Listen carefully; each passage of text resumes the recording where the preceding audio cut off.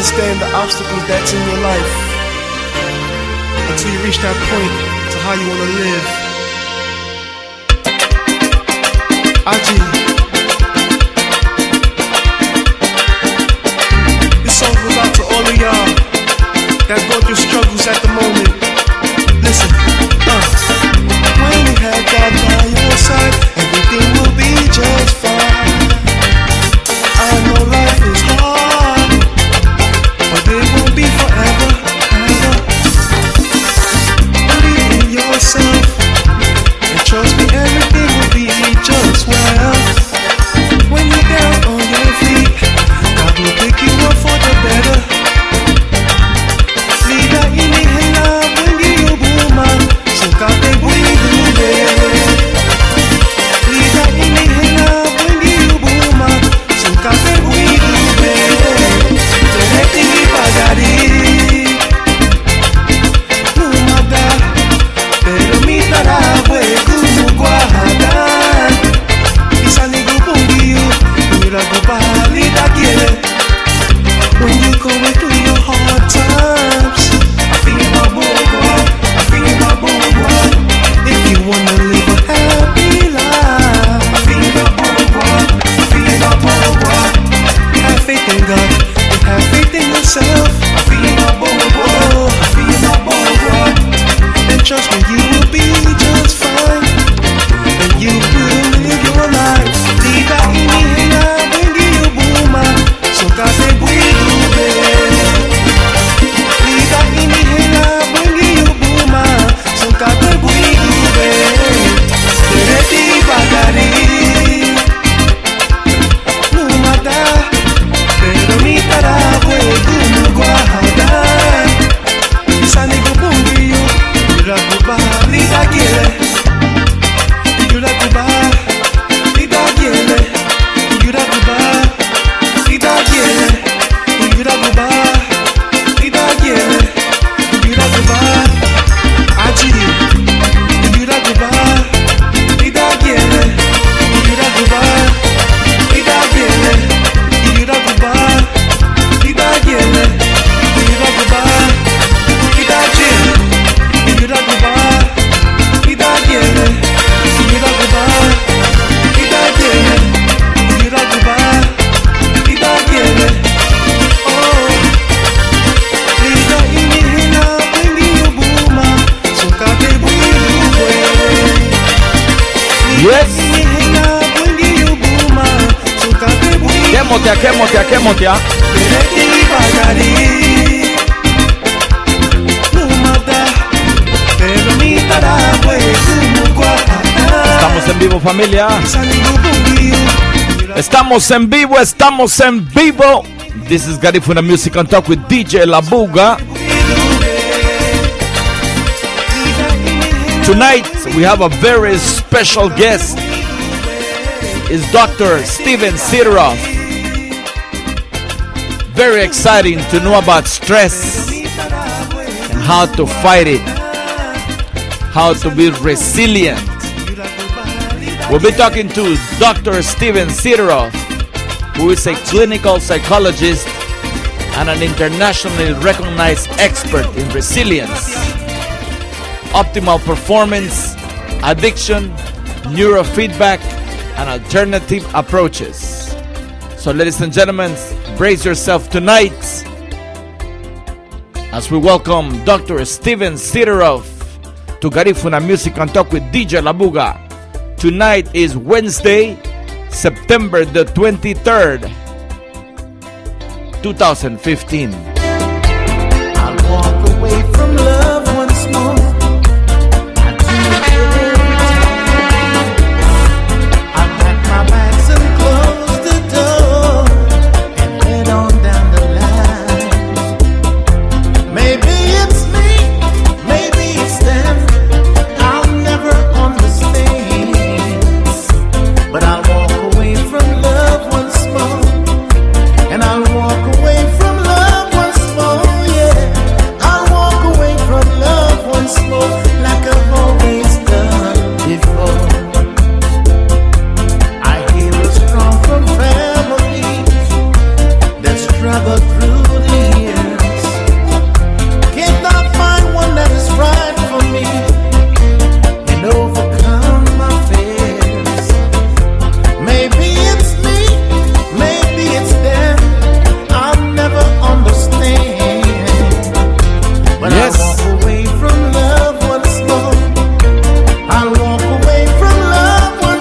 song. I love it. I'll walk away from love once more, like I've always done before.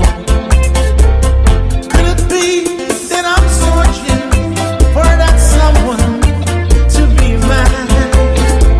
Or could Welcome, it be New York, that I've met them, Los Angeles. then I've searched for one? We want to welcome Houston, Texas, Dallas, Texas, Seattle, Washington, New Jersey, Brooklyn, Los Angeles. I'll walk away from love once more. This is a weekly radio show, Garifuna Music and Talk with DJ Labuga. Tonight, a very special guest, like every Wednesday. Tonight is Dr. Steven Sideroff. He's also the co-founder of the Garifuna International Film Festival in Los Angeles. And he's married to Frida Paulino, now Frida Sideroff.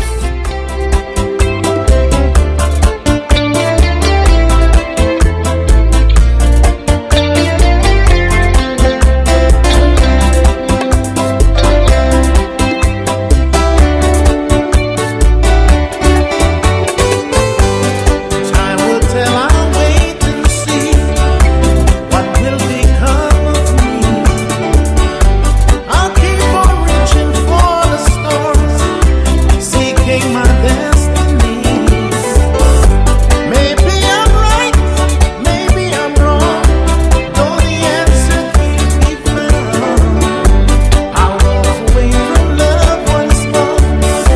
I'll walk away and close the door, yeah. I'll walk away from love once more, like I've always done.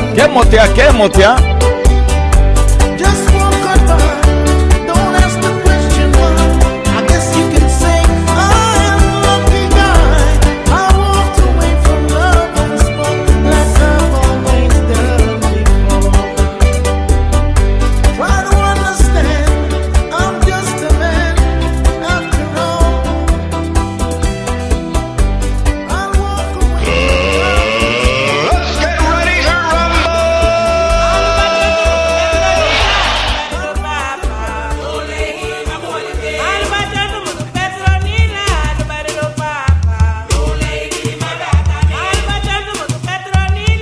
Welcome to Garifuna Music and Talk with DJ Labuga. We present our weekly radio show every Wednesday from 7 p.m. to 9 p.m. We have interviews from Aurelio Martinez to Consigo, Gado Nunez, Gloria Osiris, Lord Agustin. Garifuna Music and Talk with DJ Labuga brings them all to you on our weekly radio show. Listen live on your home computer, smartphone, iPad, and notebook. Every Wednesday, 7 p.m. to 9 p.m. Don't forget to check us out on Facebook through Ronnie Figueroa. Also on TuneIn, if you don't have the application, download it for free. Welcome to Garifuna Music and Talk with DJ Labuga.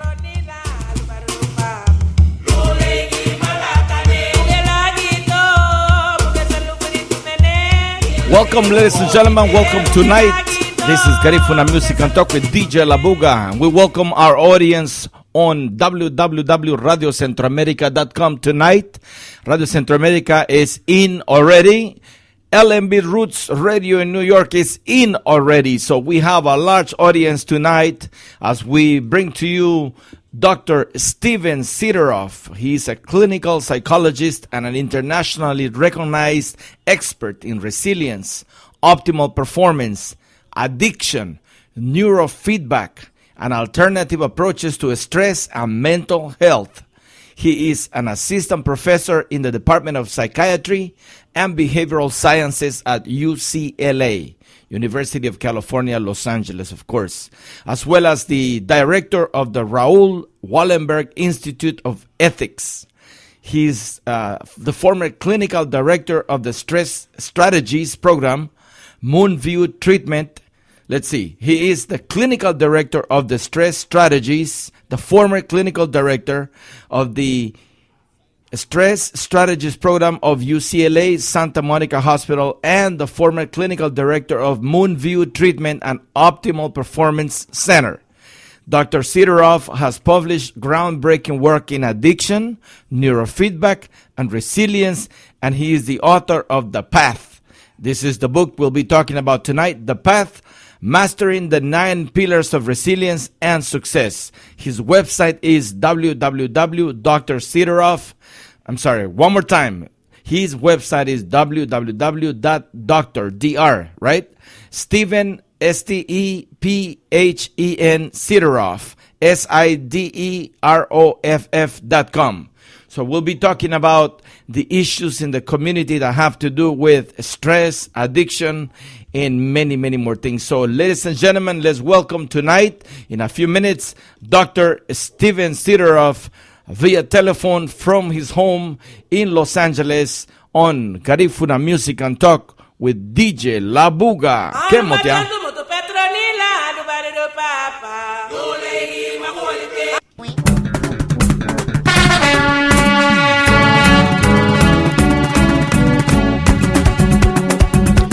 Welcome to Garifuna Music and Talk with DJ Labuga.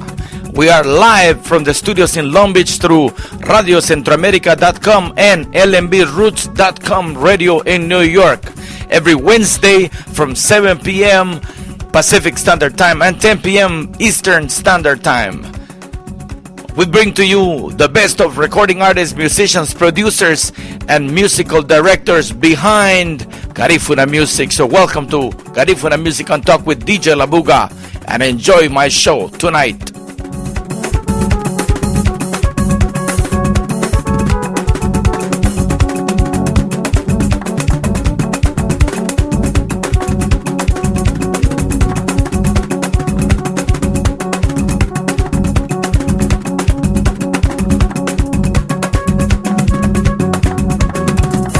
Yes, ladies and gentlemen, as I was saying, Dr. Sideroff is also the co-founder of the Garifuna International Film Festival, which is celebrated here in Los Angeles every month of May for the past three years now. So we'll be talking about that too. So let us welcome in a few minutes Dr. Stephen Sideroff live on Garifuna Music and Talk with DJ Labuga. ¿Qué motea?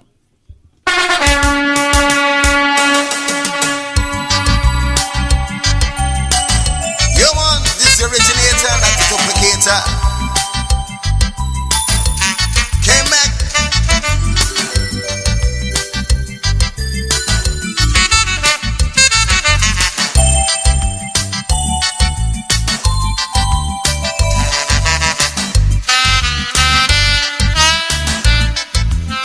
You know what the man said? Ooh, yeah.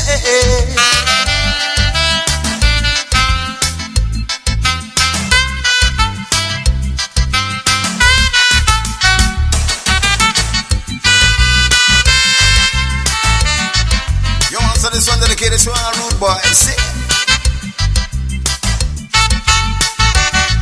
Big up all Belizean. Righteous Sundarian boy. Come.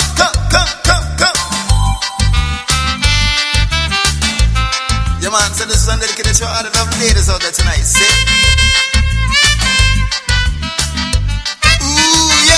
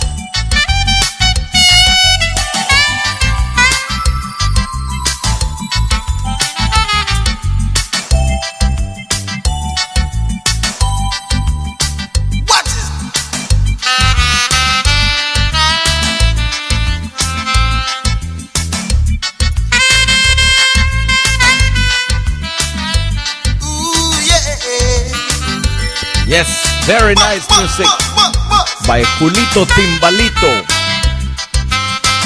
Straight from New York via Honduras.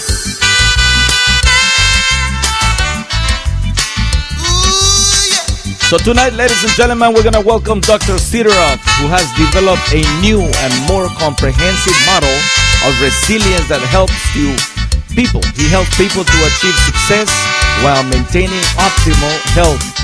In fact, the book that we're going to be talking about tonight is designed to lead people step by step on the path towards success. So if you want to be successful in life, make sure you tune in and you listen to the entire interview tonight, because it's going to be very revealing. So ladies and gentlemen, Garifuna Music and Talk is proud to welcome Dr. Steven Sideroff tonight, right here on Garifuna Music and Talk with DJ Labuga through Radio Centroamérica in Los Angeles and LMBRoots.com radio in New York.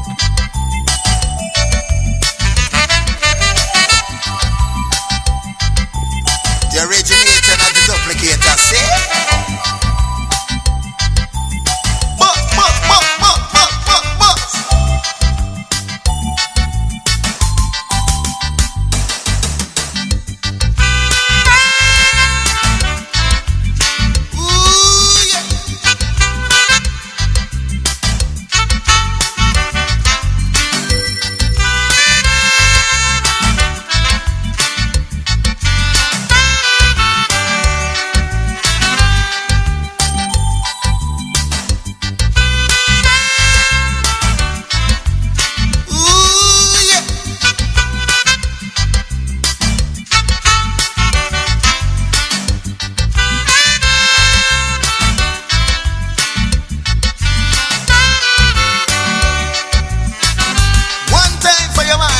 I say me come so, yeah.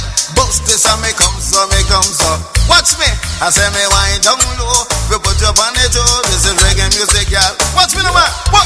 Papacito boy and Timbalito man, the originator and the creator of this song. We go and rock this music here tonight. Say that we go and rock this music here tonight. Bust this. Home do. Me rock for you too. This is a reggae music where you make you blow Timbalito man and Papacito girl. We go and rock you here, we go and rock you tonight. I said Timbalito man, Papacito boy, we go and rock you girl, we go and rock you low. I say me, let me rock you girl, and let me push. I the originator see. Yeah man, so this one dedicated to all the Belize and all the Hungarian, truly all Central Americans see. From my man brethren, Mr. Timbalito and Mr. Papi. Bust it!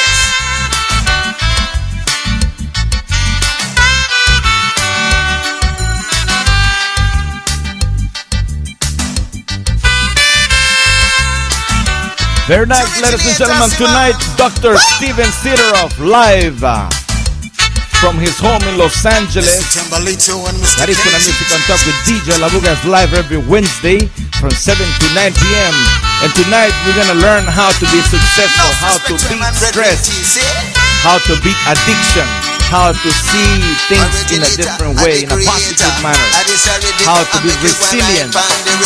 So ladies and gentlemen, stay tuned for tonight's show. It's going to be exciting.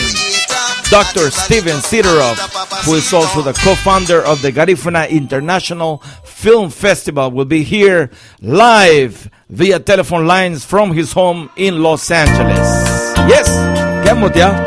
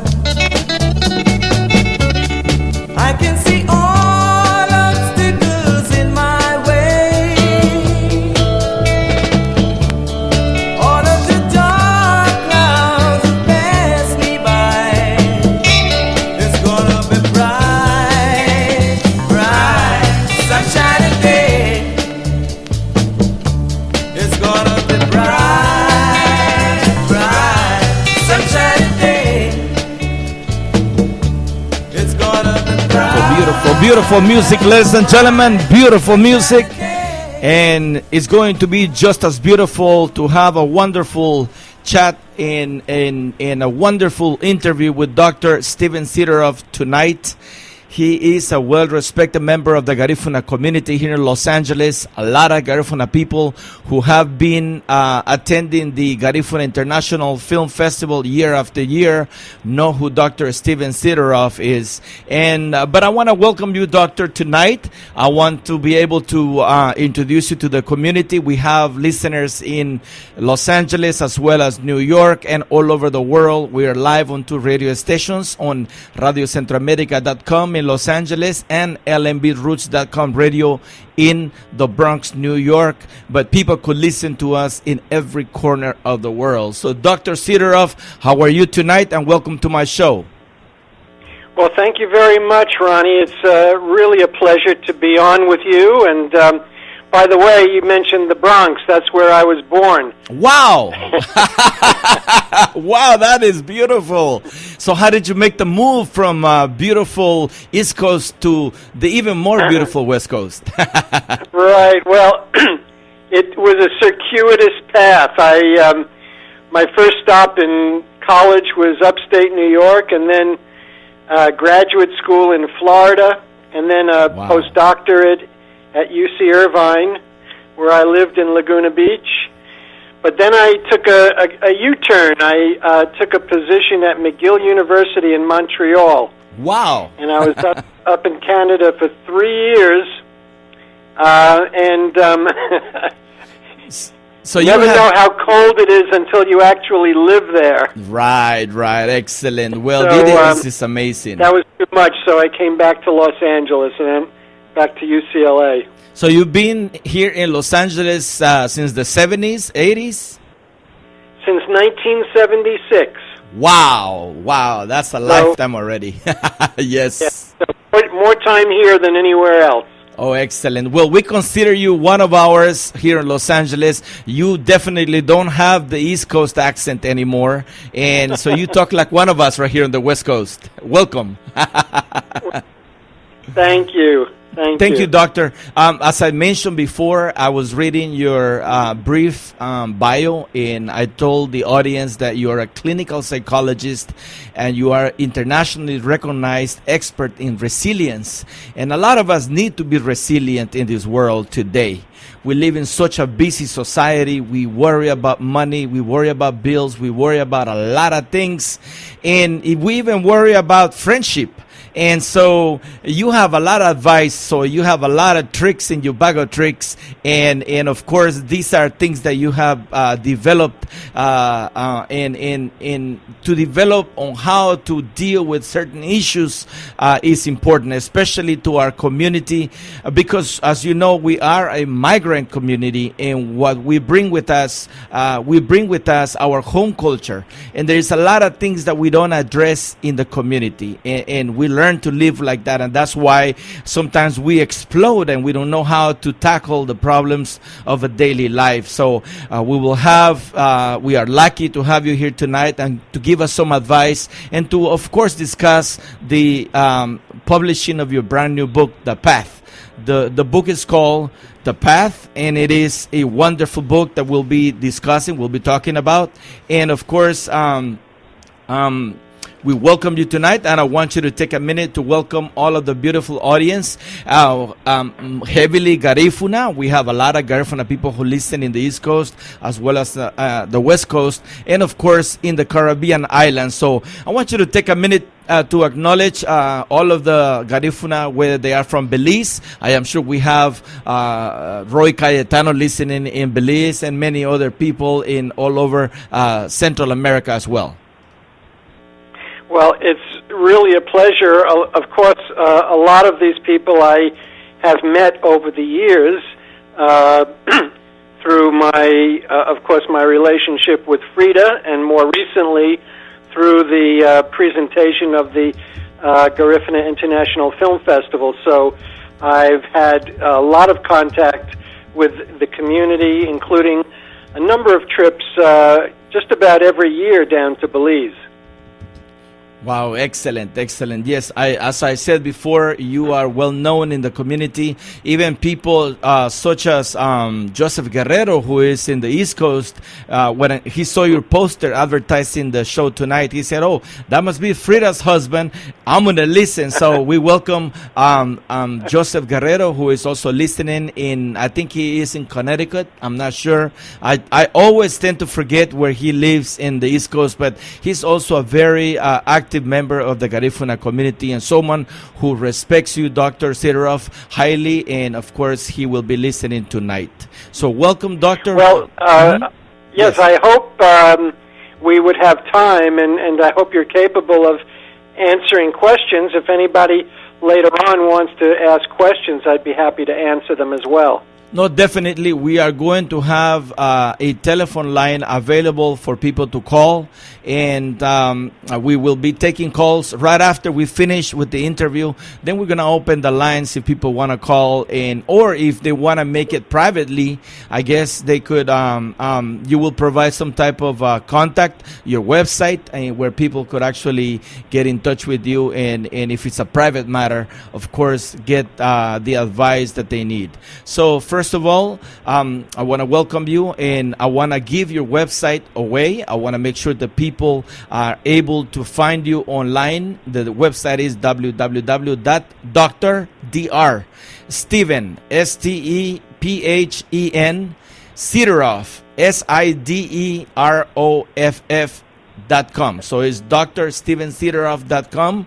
For those of you who are interested in getting more information, and of course to be able to purchase any of the books that you have published, and also to read some of the blogs that you have written on your website. Very interesting website.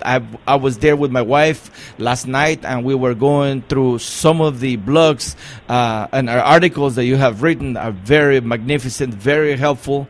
I love the one about the 11 commandments of friendship. I love it. Very nice. Good. Yes, doctor.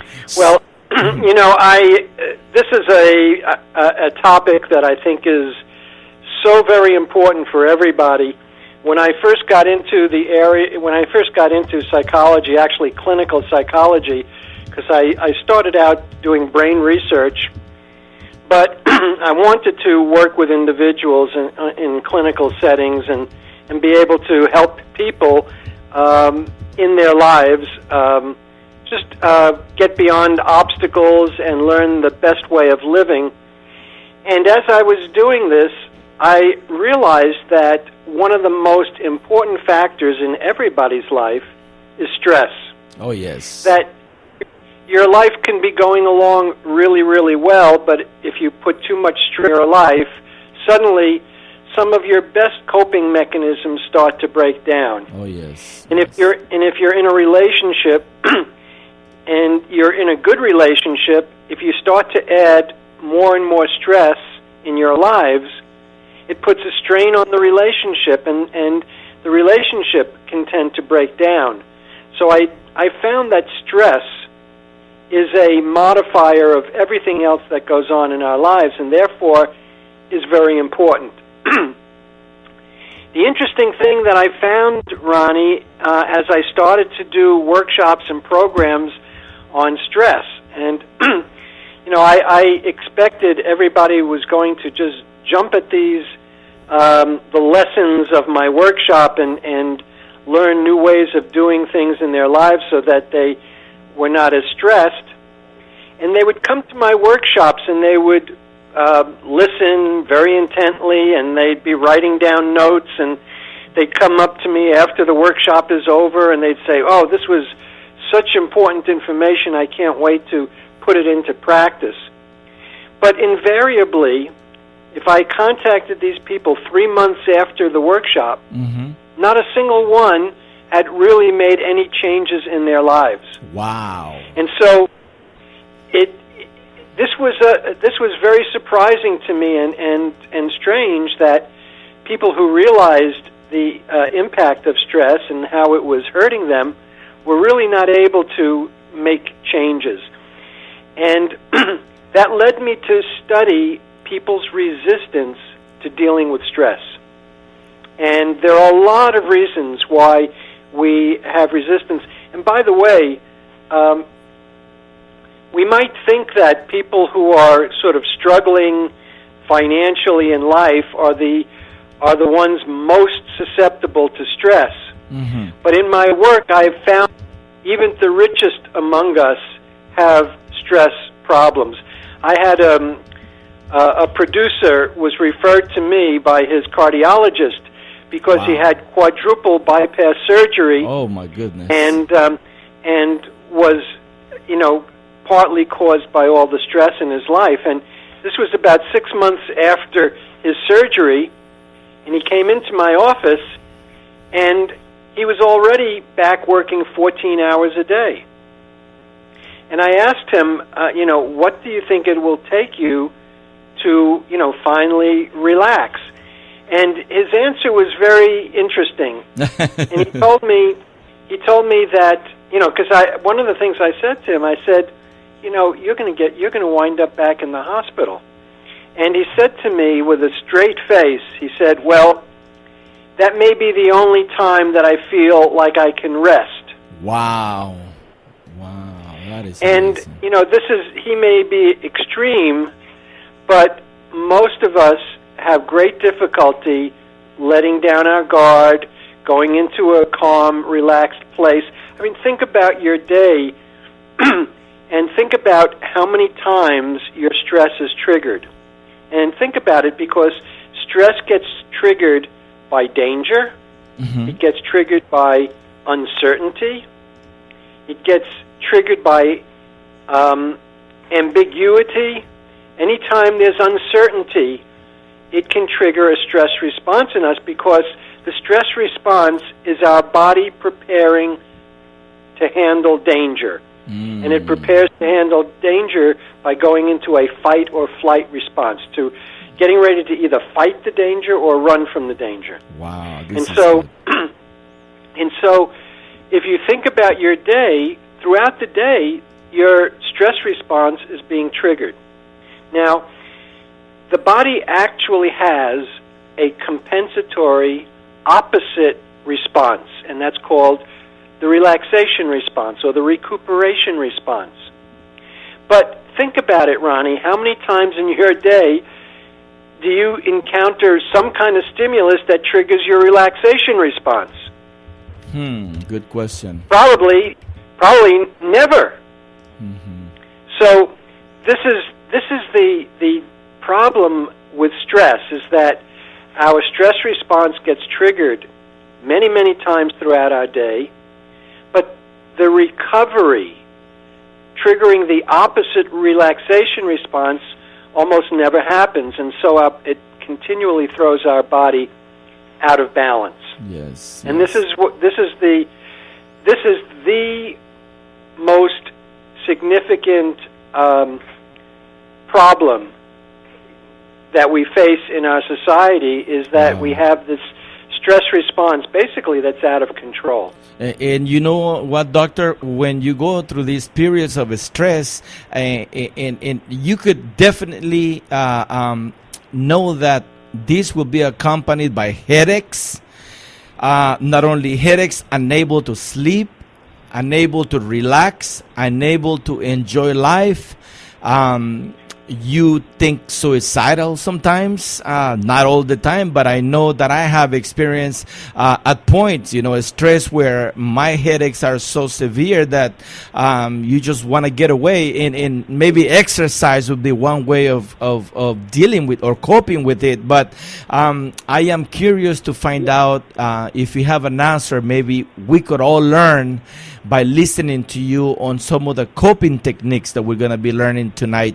And one of the questions that I have, Dr. Sideroff, since you gave us that nice introduction into stress and of course how to optimize our performance, because we live in a society where everything is money, paying bills, family issues, things that we get involved to the point that sometimes we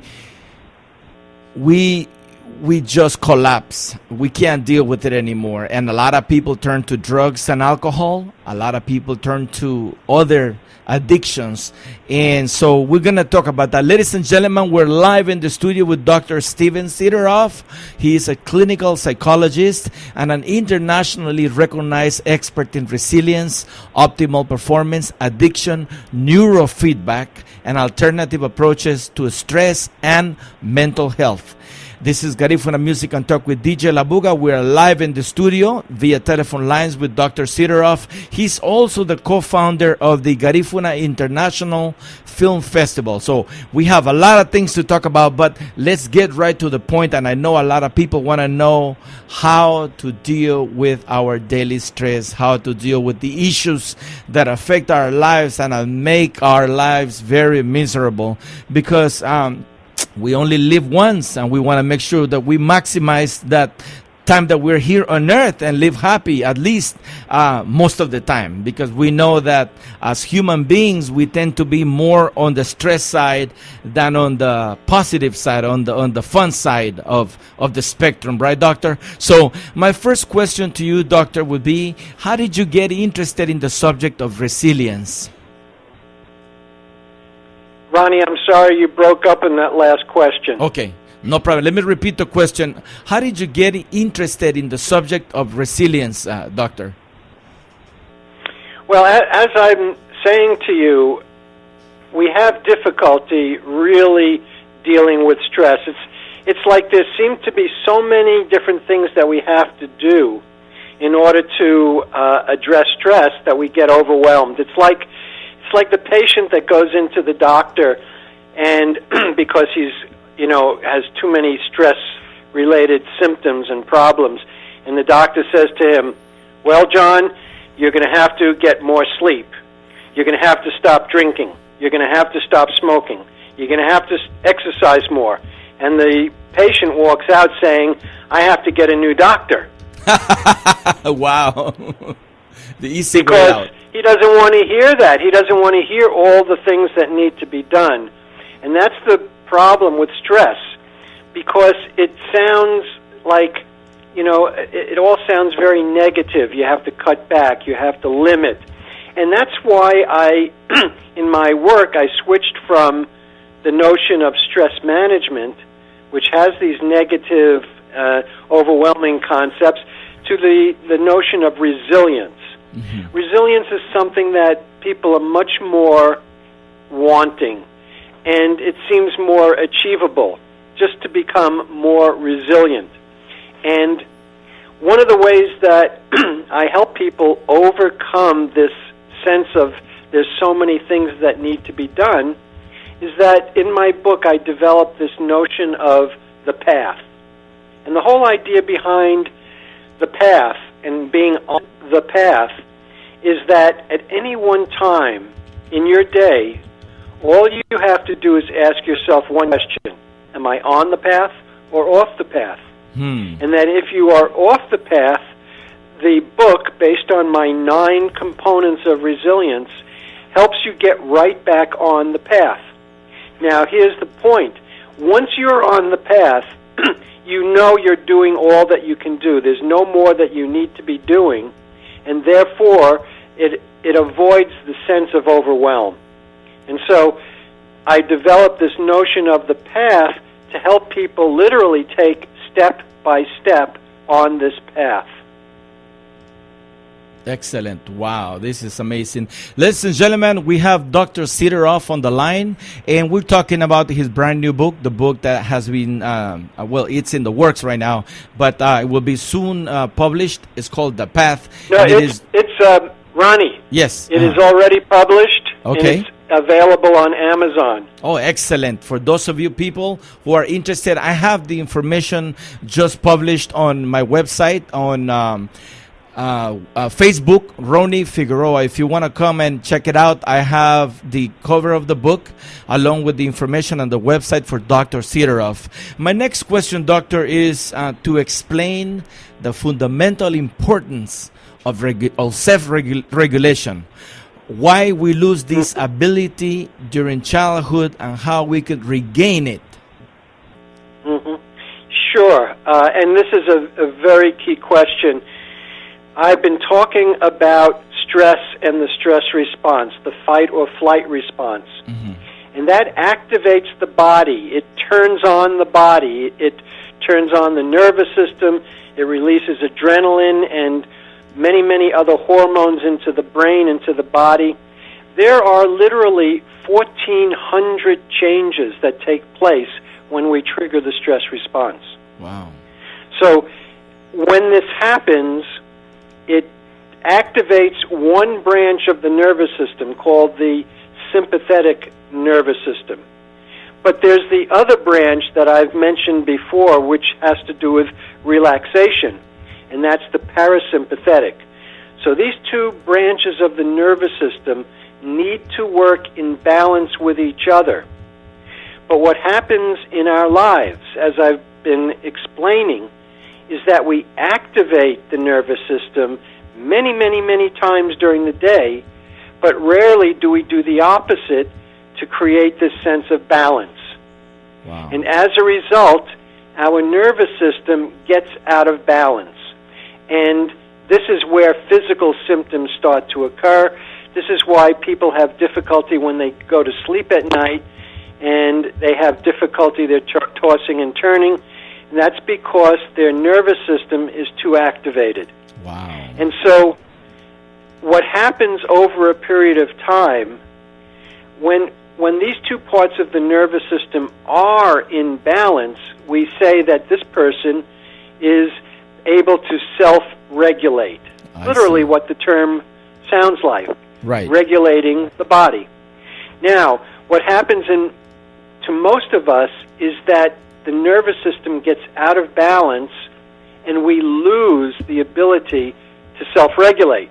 So we go to the doctor, and the doctor gives us medication that attempts to regulate for us. Wow. So we take blood pressure medication because we've lost our own ability to self-regulate, and so we take blood pressure medication to do that for us. Or we take sleep medication to get to sleep because we're not able to calm our bodies down on our own.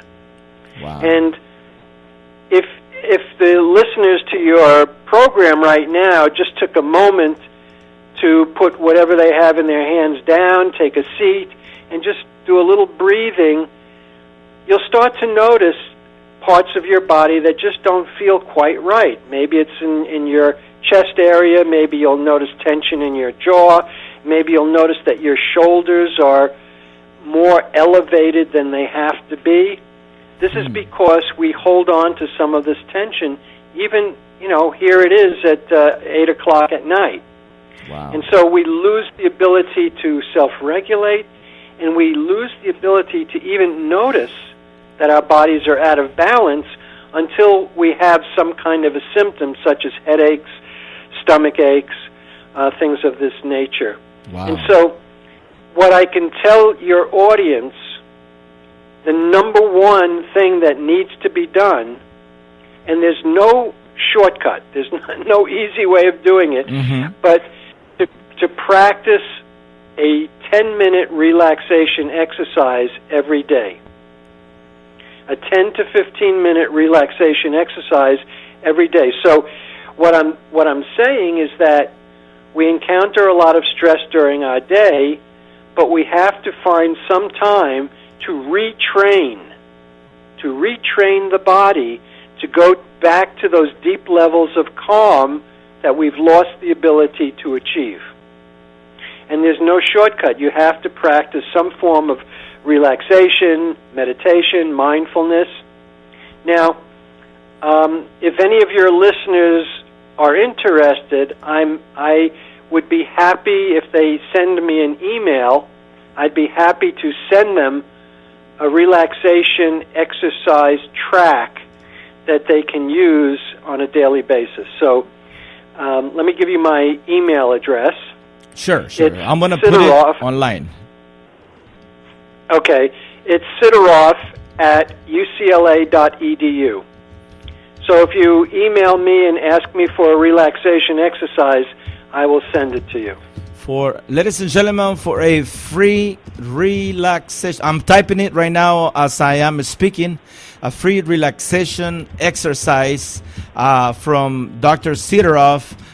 It is the information is available on my Facebook page. I have just typed the name of the email. It's Sideroff at UCLA.edu. I hope that is correct, Dr. Sideroff. That's correct. Okay. That's correct. So, ladies and gentlemen, for a free relaxation exercise, you could write an email to Dr. Sideroff. The email address is, once again, Sideroff, Sideroff at UCLA.edu, as in education, edu. So there you have it, ladies and gentlemen. This is Garifuna Music and Talk with DJ Labuga. We have Dr. Steven Sideroff online, live from his home in Los Angeles. And this is your weekly radio show on Wednesdays. We are live on RadioCentroamerica.com and LMB.com radio in the Bronx, New York. And we are live through our internet broadcast worldwide. So thank you once again for tuning in, ladies and gentlemen. I want to send a big shout out to all of our beautiful listeners who are tuning in New York, in Chicago. We have people in New Jersey.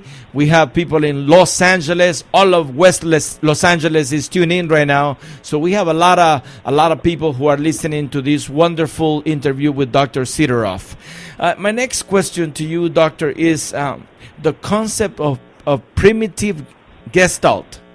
How does our childhood environment / experience freeze our adaptation process?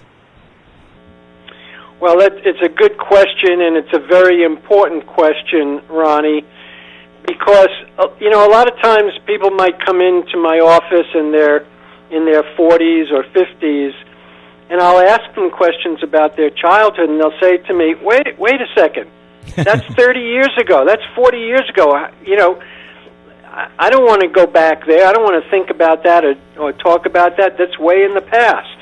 Wow. And while that's true, here's the thing that people need to realize. When you're growing up, those are the years, and I mean right from being born. Mm-hmm. Your primary goal when you're first born, instinctively, is survival.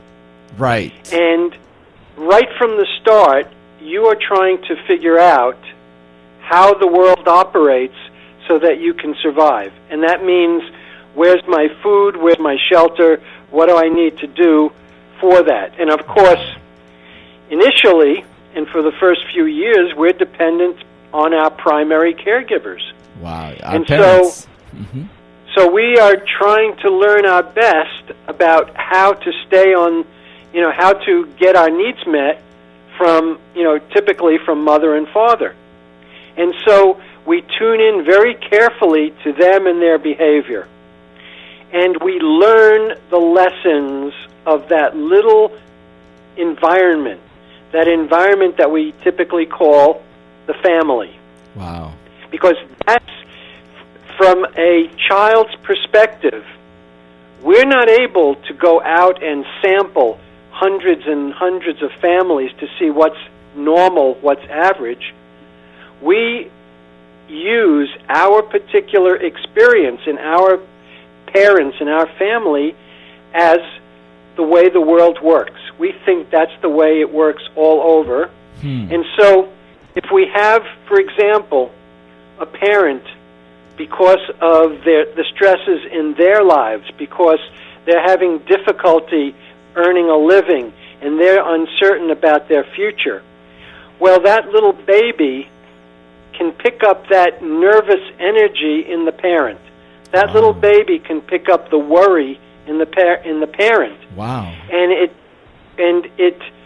what the interpretation is in the little baby is the world is dangerous. When the world is experienced as dangerous, we go into the stress response. Wow.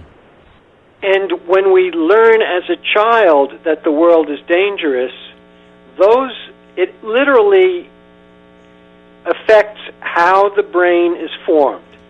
So when I refer to primitive gestalts, I'm referring to an actual neurobiological process that causes the brain to develop based on our childhood lessons. And once the brain develops into those childhood lessons, it's very difficult to change. So what I like to say is that because we adapt to our childhood environment, it makes it difficult for us to then learn to adapt to our adult environment. Wow. Because we sort of get locked into the lessons of our childhood.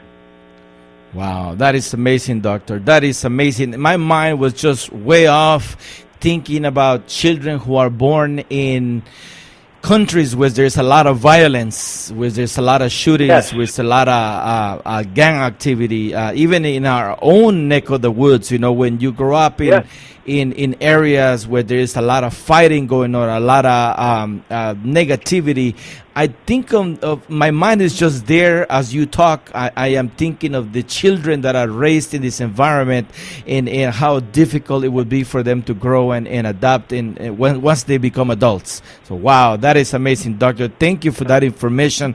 It makes it much more difficult for them to establish this notion of self-regulation and balance, because their nervous system is going to be more on guard. They're going to be more vigilant.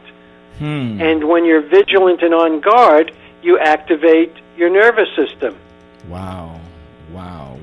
That is amazing. So there are a lot of lessons that need to be learned in order to become resilient. A lot of lessons that need to be learned. For example, Ronnie, people who do grow up feeling like there's danger all around them, and you know, a lot of people in our society grow up with that kind of in that kind of environment, and particularly if you're talking about an immigrant population, yes, where perhaps you don't have your papers, so every time you go out of your house, there's added danger, and it's real. Wow. Thank you, doctor. Wow. Yeah, so another lesson that I encourage everybody to do is to begin identifying the times, the moments when you are safe, the times, the moment when there isn't danger, so that you can literally tell yourself, I'm in a zone of safety, that you could literally tell your own mind, I can let down my guard, because that's the only way that your nervous system is able to rebalance itself. Wow, that's amazing. You know how many undocumented Garifuna people we have? We have lots of people who are going through that same motion that you were talking about, the emotion of emotions. It's just a roller coaster where you gotta be on guard all of the time, thinking that something is gonna happen. Your children are gonna be taken away. You will be deported. You will be separated from your family. So it's a host of feelings and things that are going on that affect, of course, your performance and your well-being as a human being. Thank you for touching on that important part of our society, Dr. Sideroff. You know, another way of saying it is that we each have a certain amount of organismic energy, psychic energy, however you want to call it. Every time you activate the stress response, you use up some of that, and you have to go into the relaxation mode. You have to go into a sense of, I'm safe, I could let down my guard, to allow your body to recover the resources, to redevelop the resources that get used up with stress. So think about a rubber band, and think about stretching that rubber band. And then before you relax it, you stretch it again. Okay. And then you stretch it again. So have an image of that rubber band really, really stretched out, because that's what happens when we keep creating more and more stress Oh my God. without allowing for a release. Wow, that is And so amazing. just like that rubber band, you have to relax the rubber band, you have to relax the body in order to recover from the stresses in your life. Oh, that's amazing. Wow, no wonder we have so much drug addiction and alcoholism in our society as a whole. I'm not talking about the Garifuna community. I'm talking about in general, our society where we live today. It's read with drugs and alcoholism and so many addictions that is just amazing. But I could see the source of the problem, Doctor. My next question to you is, what is the autonomic dysregulation syndrome? Okay. Well, I actually have been describing it when I talk about the body going out of balance and losing the ability to self-regulate. So, autonomic is the name of our nervous system. It's the autonomic system. And I've been talking about the two branches of the nervous system. The sympathetic branch that activates the nervous system, and the parasympathetic that helps the nervous system recover. Now, you know, we have cardiologists, we have neurologists, we have gastrointestinologists, we have doctors in all these different areas, and if you have a stomach ache, you go to the GI doctor. If you have a headache, you go to the neurologist. If you have high blood pressure, you go to the cardiologist. But the basic cause of all of these different illnesses is the same.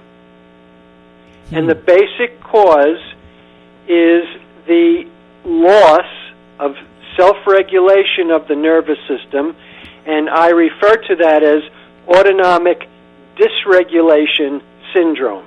Wow. So, autonomic dysregulation syndrome, and I'm working with some colleagues right now where our goal is to actually get the medical community to start using this term because it is a much more relevant term for different kinds of illnesses. And it highlights the fact that one of the best approaches in treating any of these different kinds of illnesses is restoring self-regulation. Wow. As simple as that. Let me explain it in another way. I think that would be helpful. Please. Our bodies have two choices. Choice number one is to go into the defense protective mode. Choice number two is to go into the growth healing development mode. Wow. Now, when we are in the process of defending, protecting, all the energy of our body goes into that function, goes into the fight or flight response. When we're doing that, there's no energy available for healing or growth. And so here's another reason why it's so important to balance out the times of stress with the times of recuperation. Wow, that's amazing. And one thing that I learned, Doctor, is that as human beings, we tend to stay on the stress side more than we stay on the other side, which is the positive side, the retribution side, the happy side. For some reason, we worry too much about money, relationships, things that go on in our lives, but then we don't have a mechanism, like you said, to counteract and to balance that stress, to bring it to a level where we're more resilient. My next question, Doctor, would be, and it's in your book, in your brand new book called The Path, what are the 9 pillars of resilience and success?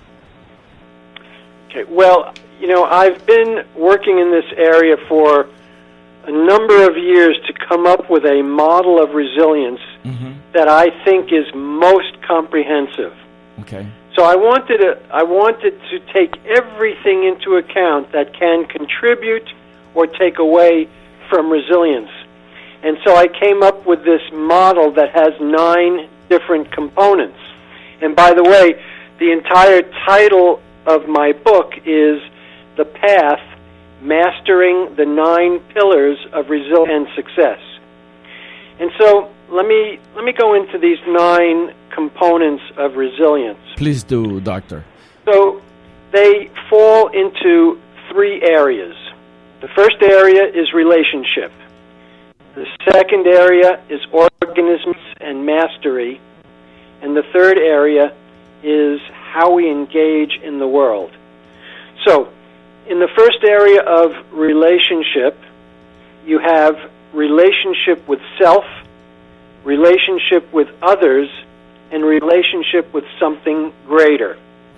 Okay. So relationship with self is very, very important. Most of us are too critical of ourselves.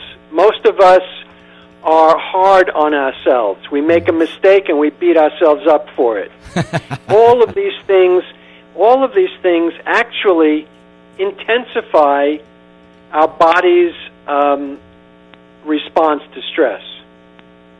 We have a difficulty forgiving ourselves, and at the same time we have difficulty taking in our successes, and we have, think about it, your audience, think about how difficult it is for you to take in compliments, to take in the good. Yes. And so all of these things contribute to this imbalance that I've been talking about. And so in the first component of resilience, relationship with self, I talk about the development of a healthy internal voice. Okay. So we all have that voice that we hear 24/7. And it's always telling us what we should have done or what we didn't do right and how we should be doing it this way. And that internal voice developed out of the lessons of our childhood. Wow. Now think about it. The voice that we hear all the time, the voice that we listen to all the time, we learned from our childhood environment. Is that the best place to learn how to treat ourselves? No, I don't think usually. so. So what I do in this first component is I help people compare their existing internal voice, or we can also call it our existing internal parent, with a healthy internal voice or a healthy internal parent. And the healthy internal parent comes from a place of love, acceptance, compassion, support, and caring.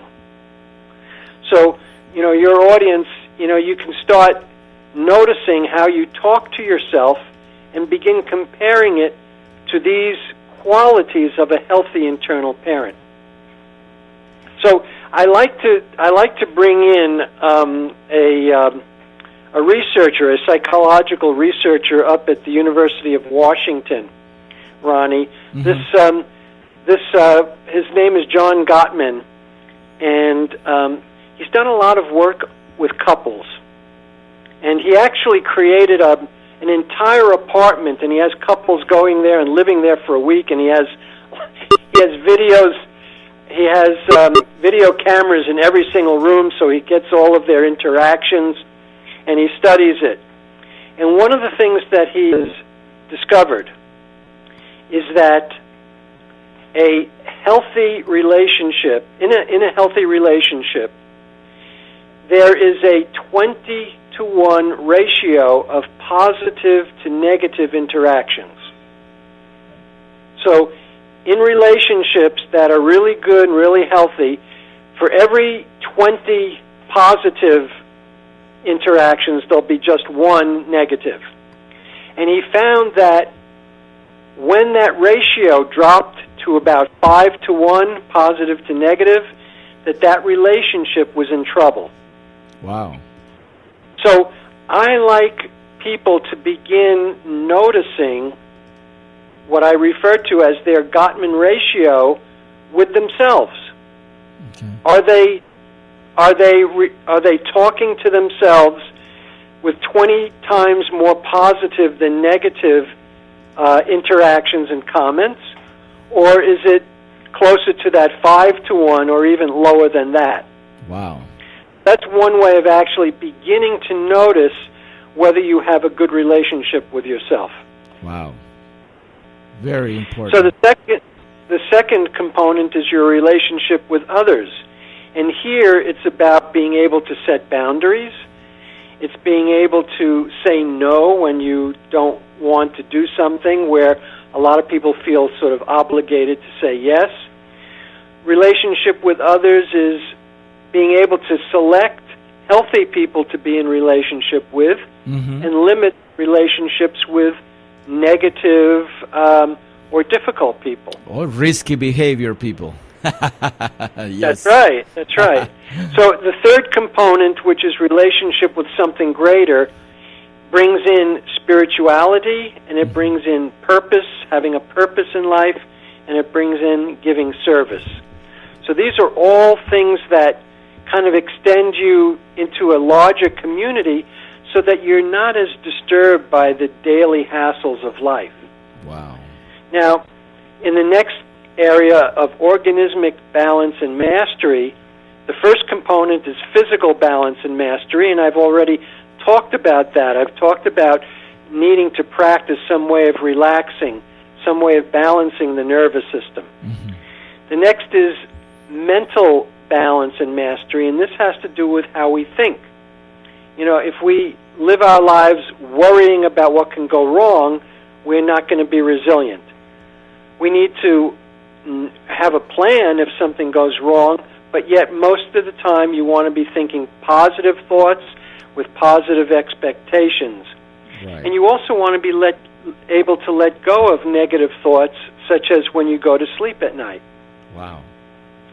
And then finally in this area is emotional balance and mastery, and that's being able to express your feelings, but then let go of them after you've expressed them.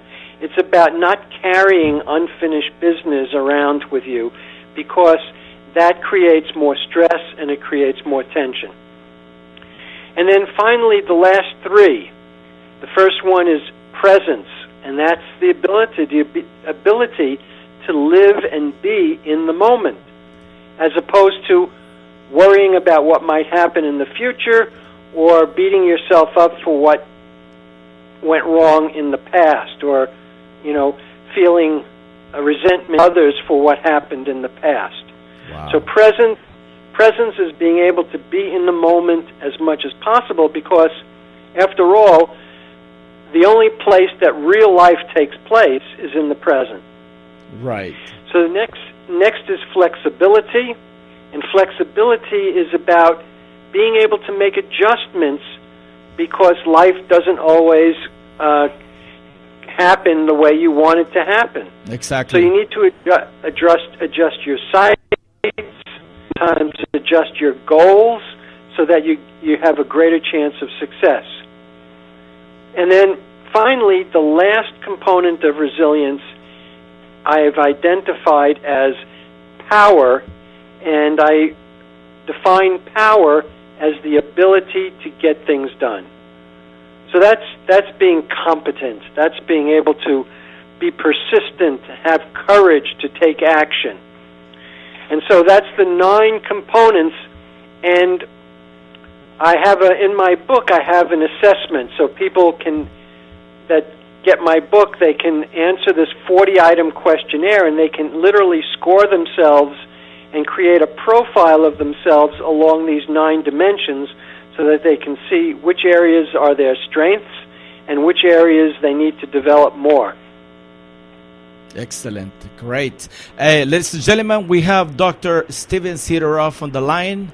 Dr. Sideroff is a clinical psychologist and an internationally recognized expert in resilience, optimal performance, addiction, neurofeedback, and alternative approaches to stress and mental health. We need that in our lives. We need to stop worrying. We need to stop living a quality life. And therefore, we are blessed to have the presence of Dr. Steven Sideroff with us, who is talking about his brand new book. The book is called The Path, right? The 9 pillars that we were just talking about, the 9 pillars of resilience and success.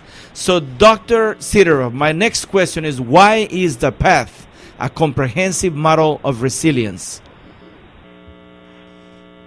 Well, as I've been saying, I wanted to identify everything in our lives that may impact our level of resilience, that may impact this optimal management of our personal energy.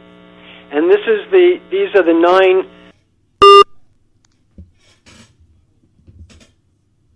Okay, we lost Dr. Sideroff, so we're going to call him right back at this moment.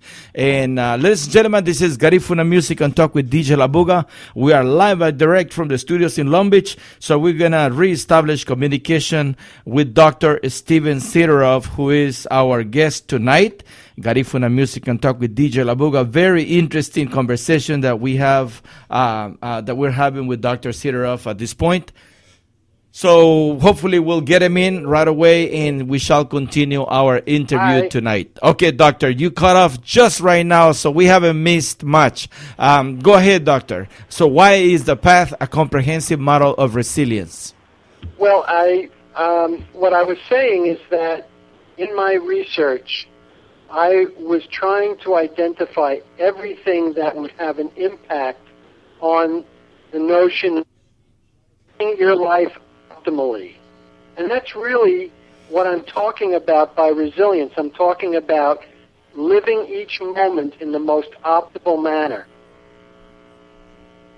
Wow, yes, continue, please.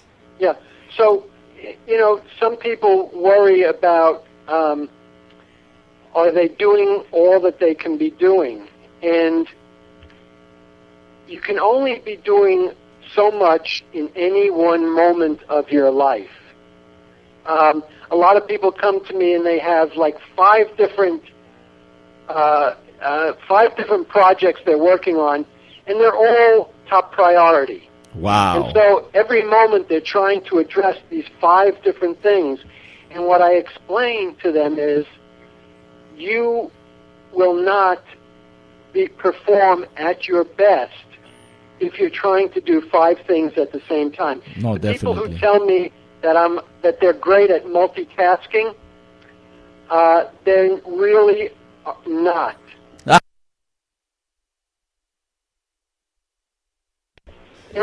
Every time, if you're trying to do more than one thing at a time, every time you switch from the first task to the second, you have to reorient yourself to what that task is. That true. Wastes time. Yes.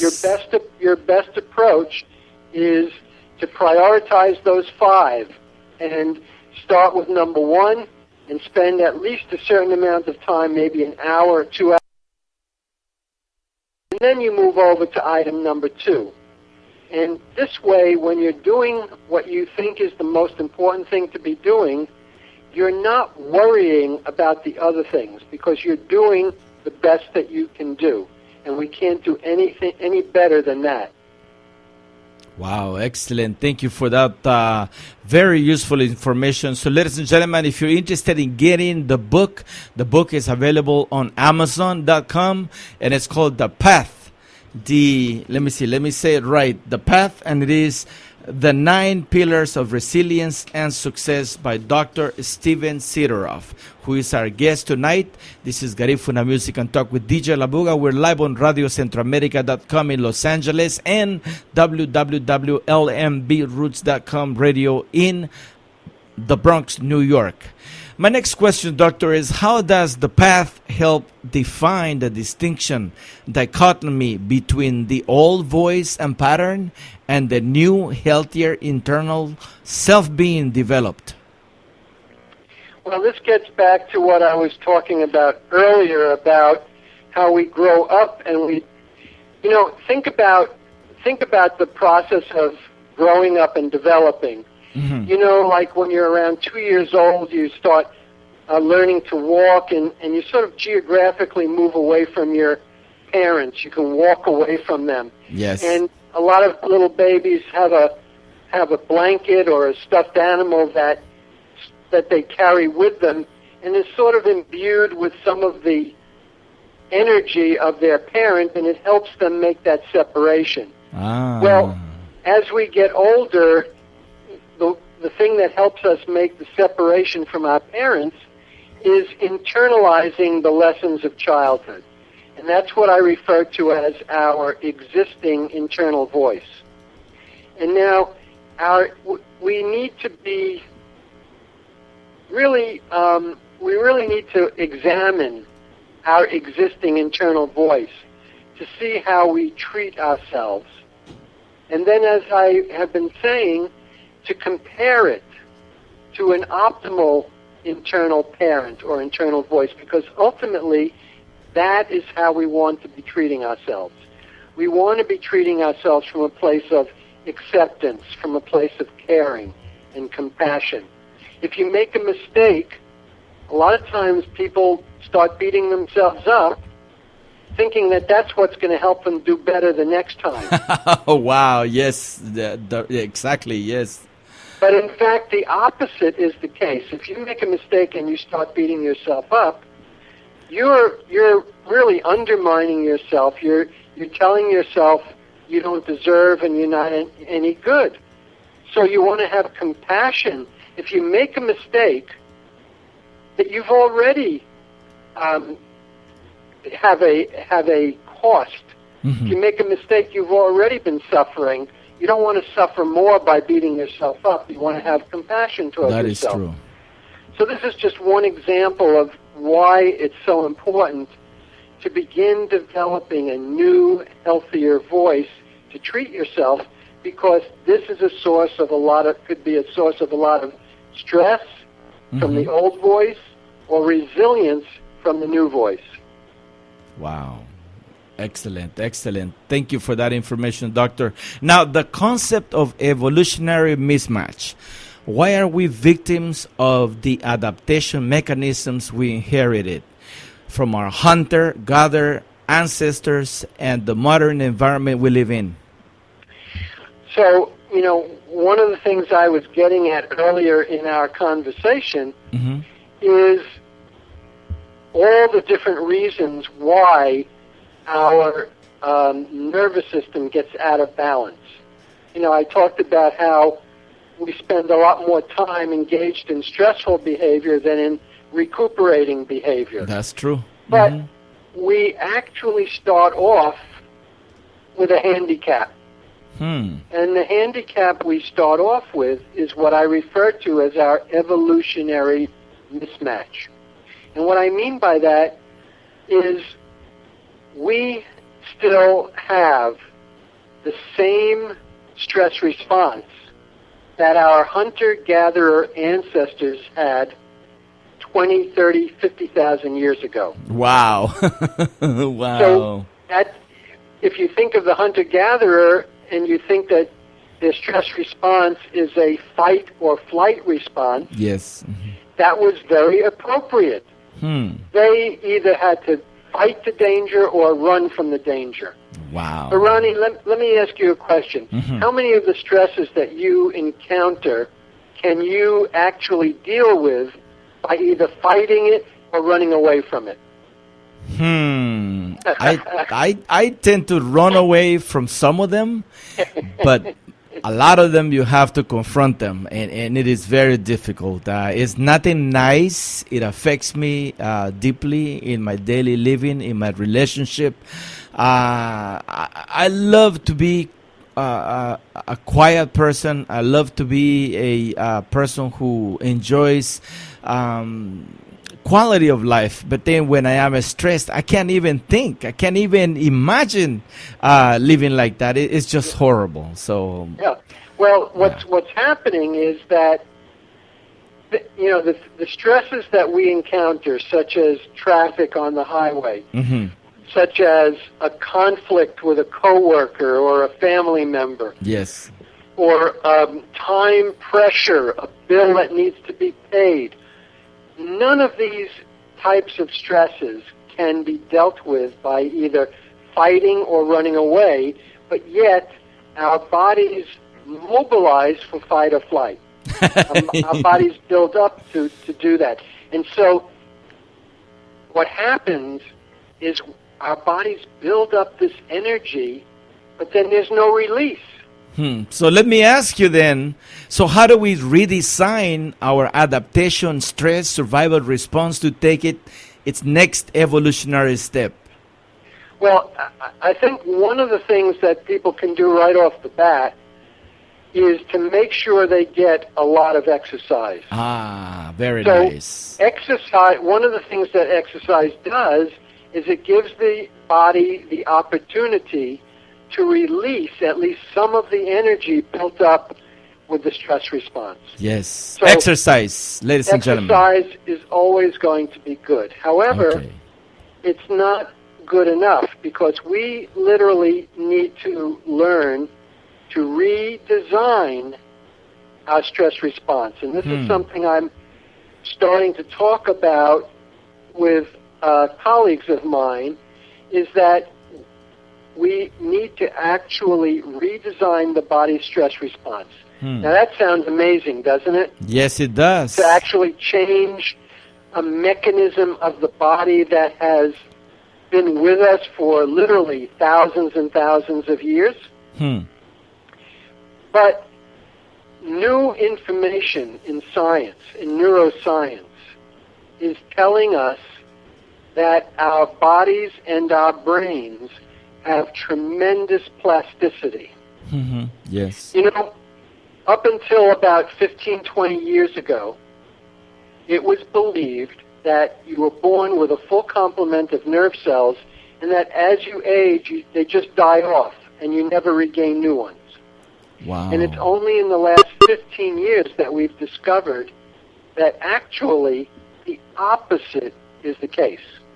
And what I mean by that is that new nerve cells are born in our brains throughout our life. So the old story we discovered is not true at all, that we have this capability of birthing new nerve cells in our brain throughout our lives.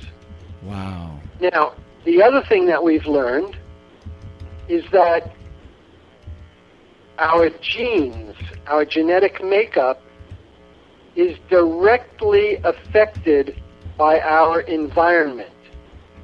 And when I say our environment, I mean that the development of our genes, the expression of our genes into who we are, our bodies, our brains, actually is affected by our belief system. There's a great book out by a guy by the name of Bruce Lipton, and it's called The Biology of Belief. Very good book. And he talks about how belief can literally determine how our genetic makeup develops into who we are. And so what I'm saying to you is that our brains and our bodies have tremendous capability of learning to do things differently, including the stress response. Wow. And so, and I learned a lot of this through my work with in peak performance with elite Olympic level athletes, where that's one of the things I worked with them on, is to train them when they're under very, very difficult, pressurized, high-performance situations, Yes. to be able to stay calm. Wow. Wow. That's amazing. Because dealing And with so athletes is the not fact easy. the fact that they're able to do it tells us that you and I can do it as well. Definitely. Thank you for that, Doctor. Very helpful information. Ladies and gentlemen, we have a lot of people listening right now. If you would like to call in later on, we're going to make a phone available so you could call in and ask and talk to Dr. Steven Sideroff, who is our guest tonight.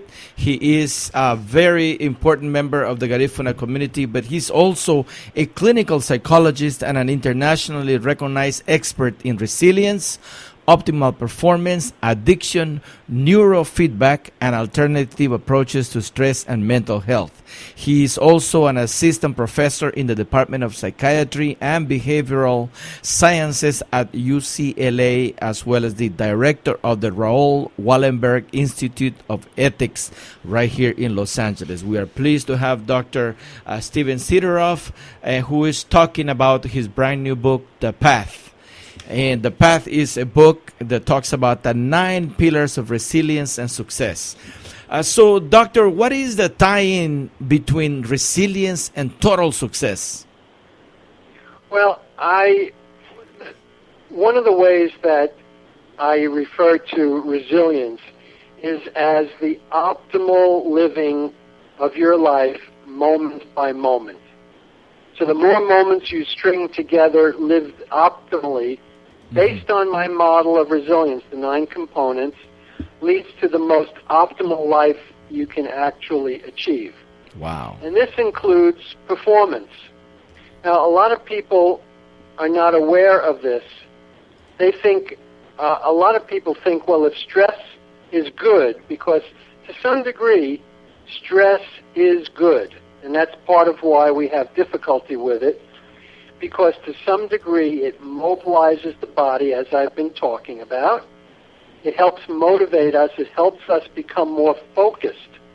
However, when we push that level of stress too much, we begin to get burnout and decreased performance. Oh, yes.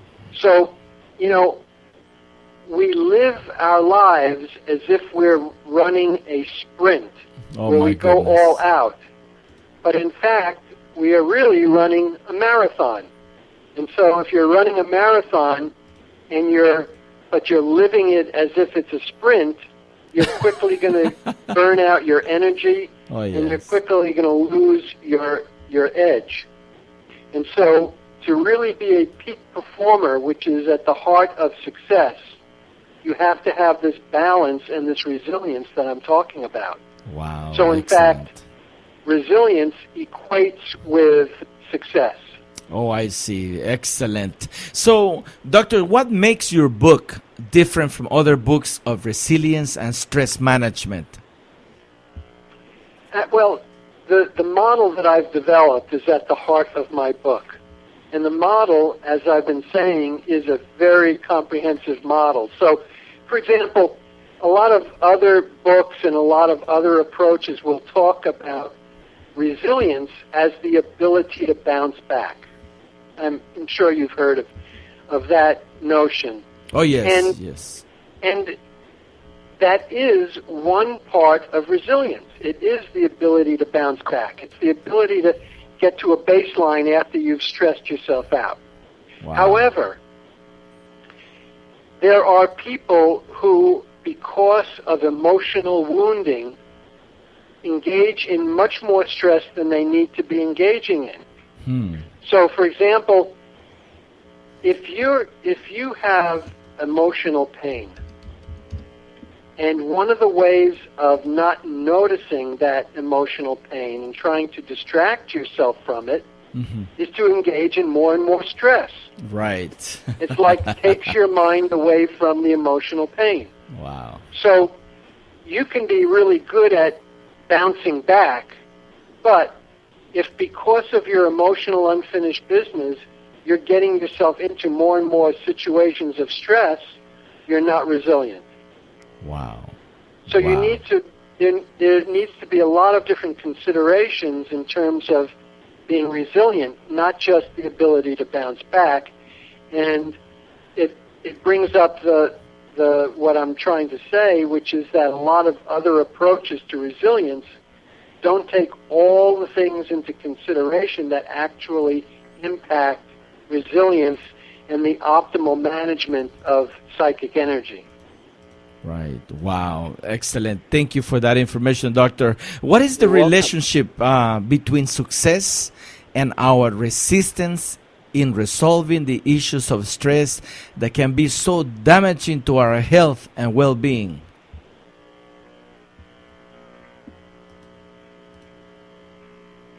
Well, I think that's part of my answer that I just gave you, which links success with optimal management of personal energy, so that when you encounter a stressful situation, when you get into a situation where your performance will determine success, you want to have all of that energy available to deal with that situation.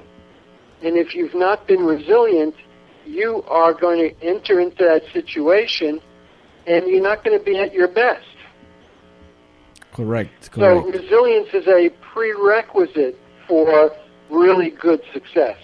I see. Wow. Beautiful. Beautiful. So how does The Path, the book, help establish a healthy relationship with ourselves, others, and higher purpose? Well, the relationship with self, as I've talked about, is the development of a healthy internal voice, healthy internal parent. When it comes to relationship with others, there are a number of things that are very important. For example, a lot of times we'll see an expression on somebody's face, and maybe it looks like a frown, and we'll start to worry. Are they angry at me? Did I say something the last time that I was with them and they didn't like what I said? And so I'm already worrying about the relationship. And as soon as I start worrying about the relationship, I trigger my stress response. But, Ronnie, I could also say, Joe may have woke up on the wrong side of the bed today. That's why he's got a frown on his face. Maybe he has a toothache.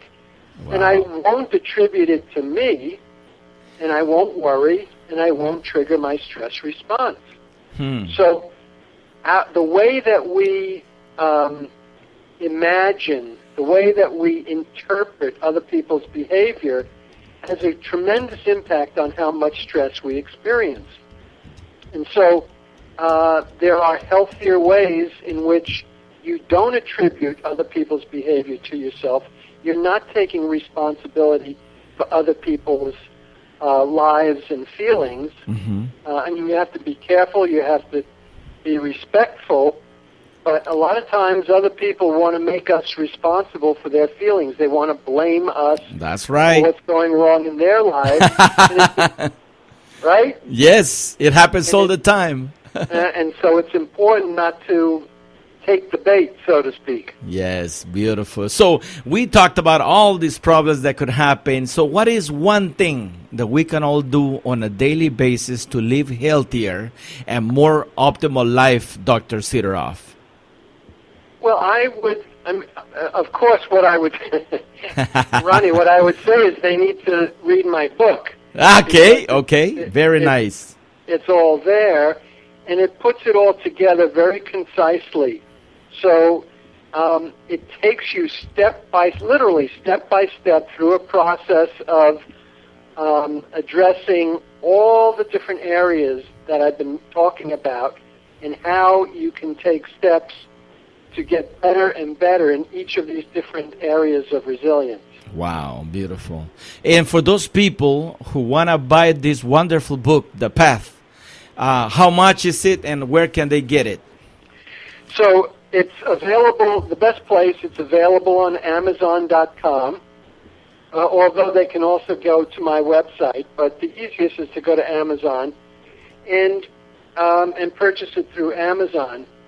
But let me tell you, if anybody is interested, one of the things that's in my book is this 40-item questionnaire that I've been talking about, where a person can answer these 40 questions, and they can score themselves and plot their levels of resilience on these 9 different components. Wow. And if anybody would like, they can email me, and I will send them my resilience assessment booklet, and they can learn about these 9 components, and they can actually take their own questionnaire and score themselves and see how they do. Beautiful. Okay, so ladies and gentlemen, the name of the book is called The Path, P-A-T-H, The Path, Mastering the 9 Pillars of Resilience and Success by Dr. Steven Sideroff.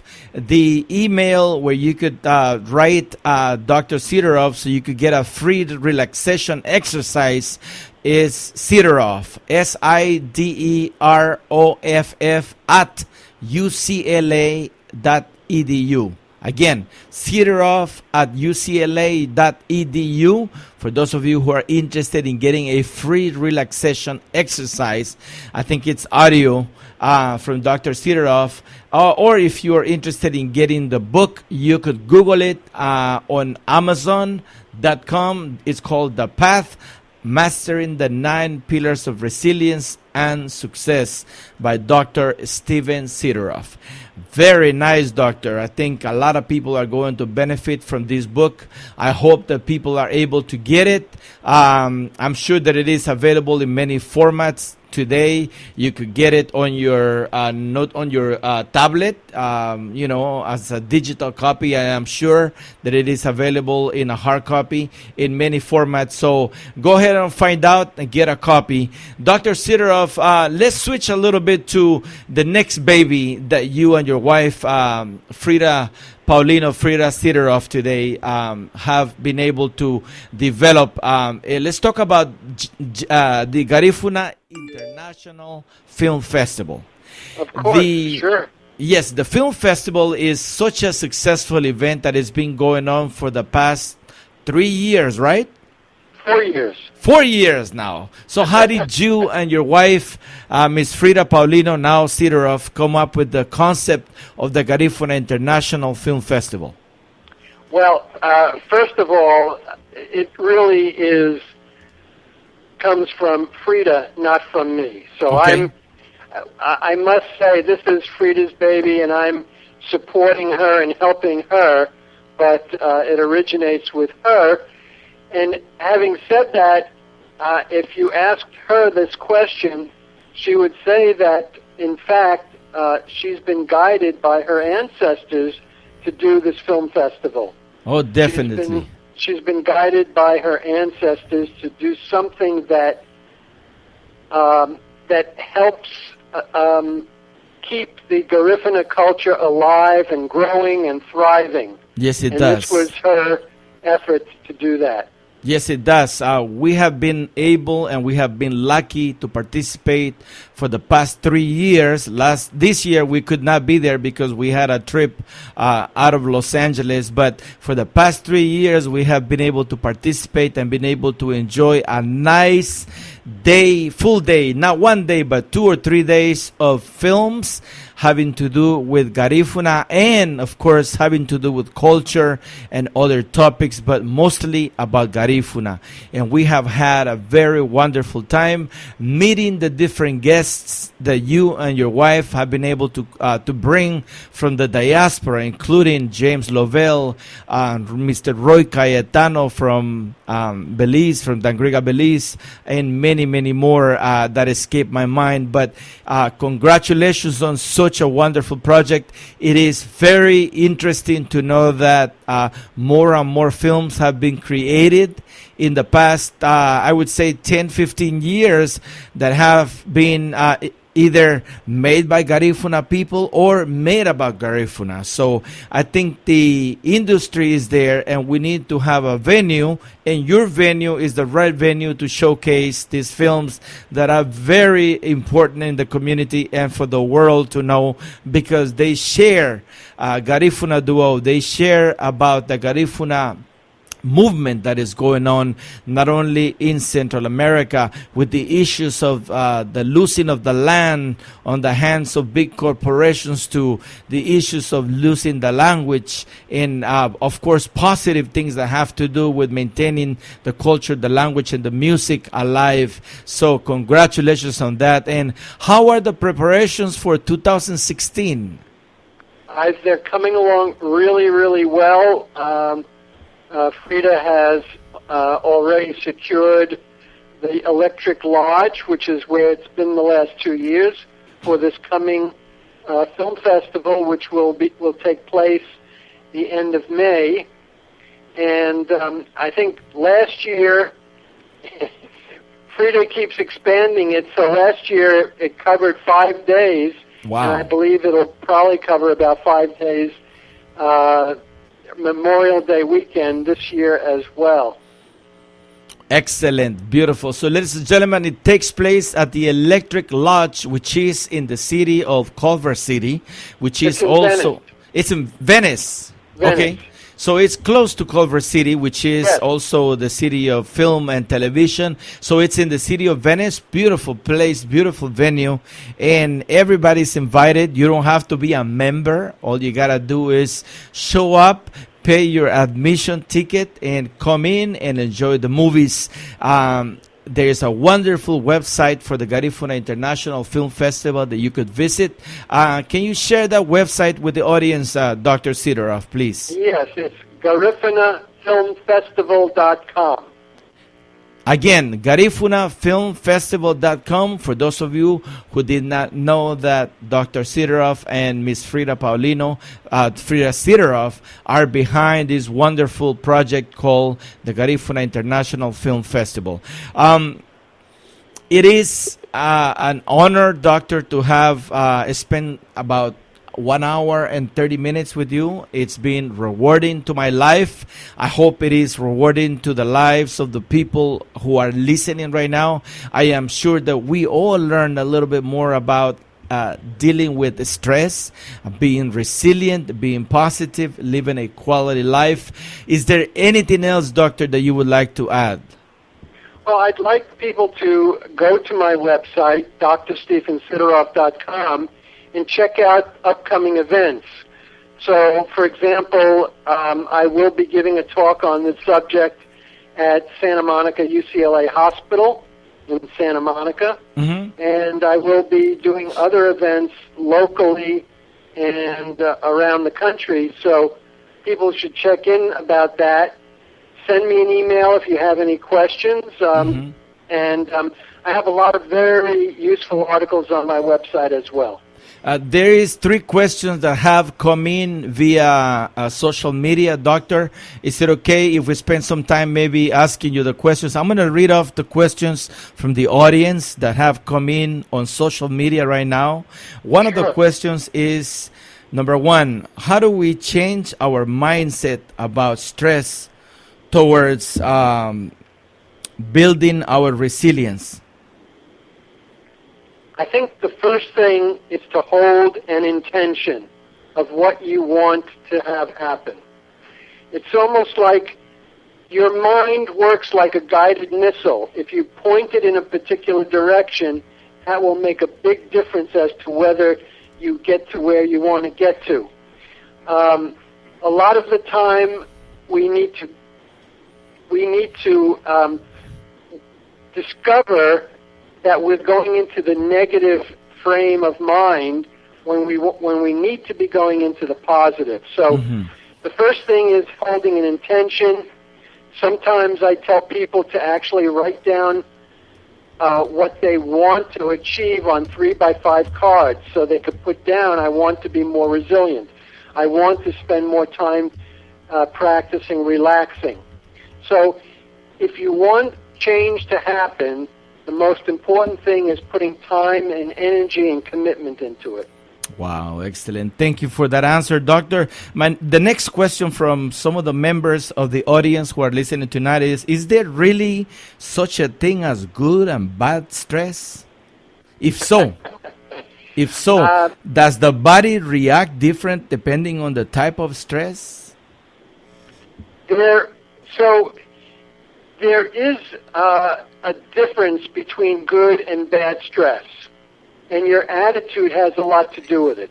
If you engage in something that's stressful from a place of challenge, like you're engaging because you're sort of wanting to engage in this, you're going to have less negative consequences than if you go into the same experience worrying about whether you're going to perform well enough, worrying about what the outcome is going to be, worrying about whether you're going to be capable of achieving what you need to achieve.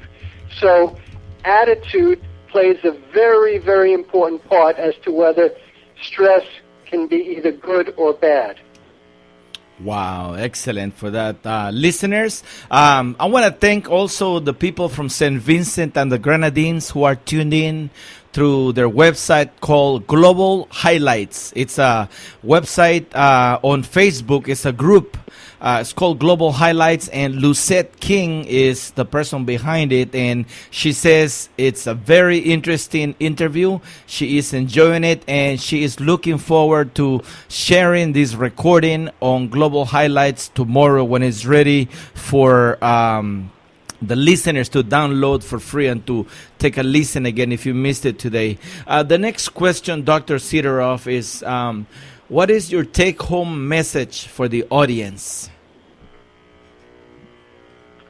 Well, the take-home message is that you must address this issue of balancing your nervous system, of this notion of self-regulation.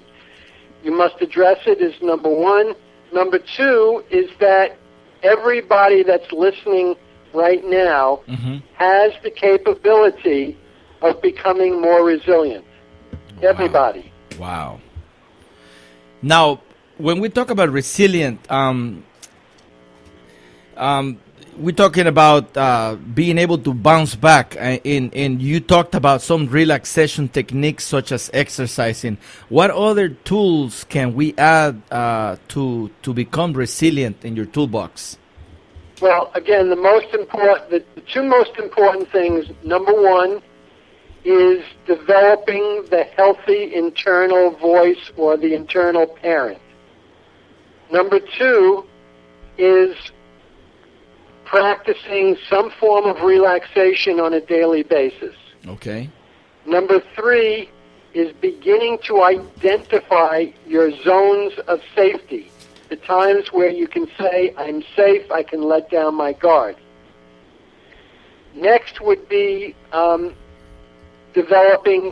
finishing unfinished business, paying attention to your emotions and finding some way of getting your feelings out and not carrying them around. And then finally, I would say it's thinking positively and having positive expectations. If you do all of those things I just mentioned, you'll go a long way to becoming more resilient. Wow, excellent. Very nice. Ladies and gentlemen, it's been a wonderful time, a wonderful interview with Dr. Sideroff. Thank you for spending such quality time with us, Doctor. I think, like I said before, we have all learned a lot on how to be resilient, how to deal with the stress, how to deal with the everyday issues of life, and be able to live a quality life. Because money is not everything, and we need to learn. I mean, and these techniques are easily acquired if you purchase the book, if you go online on Amazon and are able to get a copy of the book called The Path, Mastering the 9 Pillars of Resilience. Thank you, Dr. Sideroff. Appreciate your time. If anybody is interested in calling, we're going to put our phone number on our website. And as soon as we get you in, we're going to connect with Dr. Sideroff. If not, then we're going to continue to play some more music for now. We're going to prepare the interview for archiving, and we'll have it ready for tomorrow. If you missed it, make sure you listen to it, pass it right along. It's free and available, and it is on YouTube as of tomorrow. We have a channel called GAHFU channel, GAHFU, GAHFU, as in Garifuna, American Heritage Foundation United channel on YouTube, and you're able to get any of our live interviews, which are recorded and archived for your listening pleasure. Thank you, Doctor, Ronnie, so much. Ronnie, I wanted to just thank you very much for having me on your show, and I hope this was of interest and benefit to the people listening in your audience. No, definitely. I think we all learned a lot tonight. Give my regards to your wife, to Miss Frida Paulino, Miss Frida Sideroff, who is always nice and who was the one behind making this interview possible. So thank you so much, and Buitiguño, buenas noches, and good night, Doctor. Good night. Ayo. All right, ladies and gentlemen, thank you so much. This is Garifuna Music and Talk with DJ Labuga. We're live and direct from the studios in Long Beach, and this has been a wonderful interview with Dr. Steven Sideroff on the release of his brand new book, The Path. Thank you so much, and stay for good music.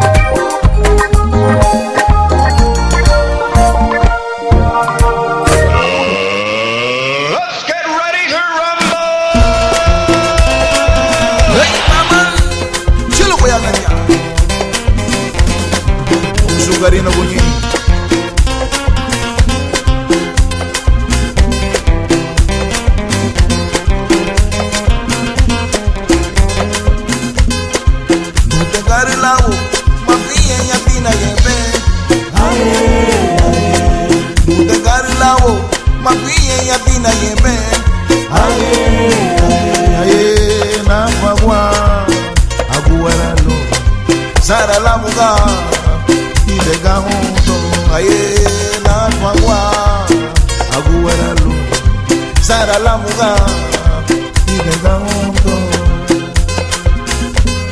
Abagunitu Mama, Tuguya Gutemeyanu, Aye, Ya Bunitu Mama, Tuguya Gutemeyanu, Aye, Aye, Bugio, La Uliñana. Ya uba huma alira na gwile aye bugio na ulinya na ya uba huma alira na gwile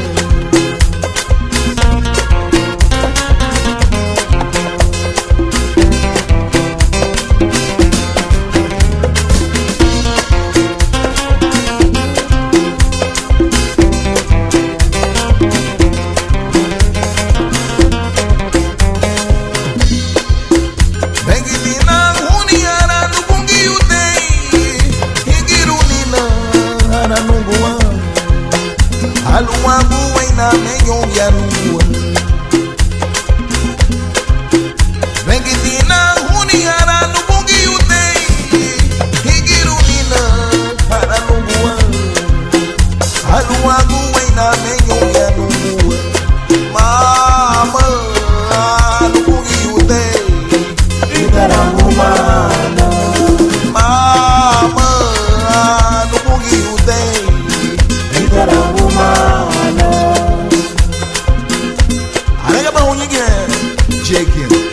Bongi yu baba kaliri chabende Hey feradio kaliri chabende Sambi maramite Jafuna surugo Ubalara mile Huwa bongi yute Au serapina jebelu Baila kubiri sambile Arika bana geja mama numero madurane Au serapina jebelu Baila kubiri sambile Arika bana geja mama numero madurane Hey JB sangi maramite Hey JB sangi maramite Ubalara mile Uwasara migo Ubalara mile Uwagugurigo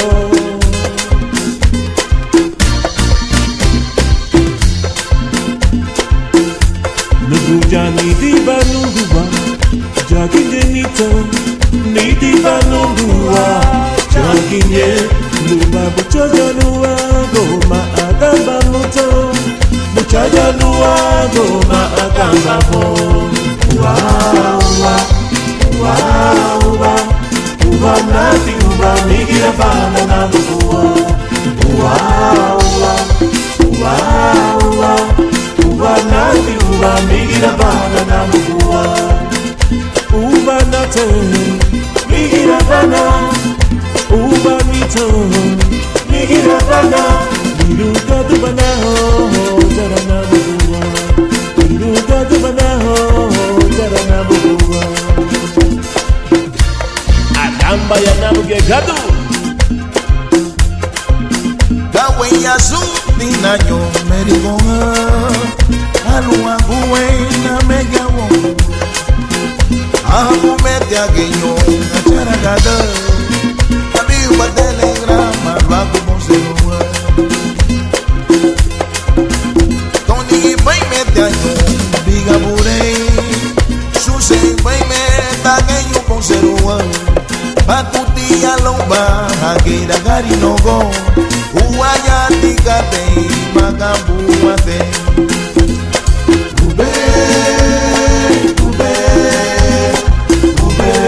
Toba chaguleta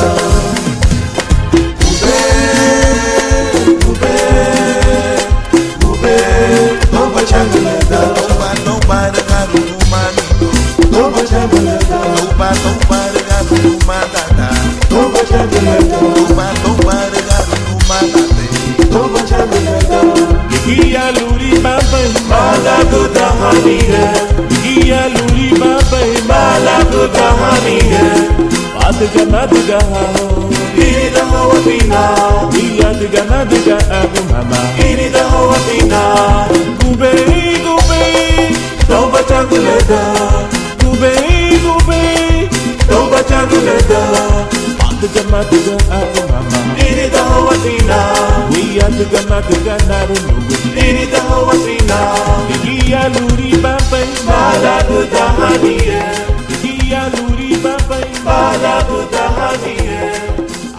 GAHFU presentó Garifuna Music and Talk with DJ Labuga. Es un programa semanal de 7 de la noche a 9 de la noche todos los miércoles a través de www.radiocentroamerica.com en Los Ángeles y www.lmbroots.com radio en Nueva York. Tune in next Wednesday again for Garifuna Music and Talk with DJ Labuga. We're live and direct through www.radiocentroamerica.com and lmbroots.com radio in New York. Wednesdays from 7 to 9 p.m.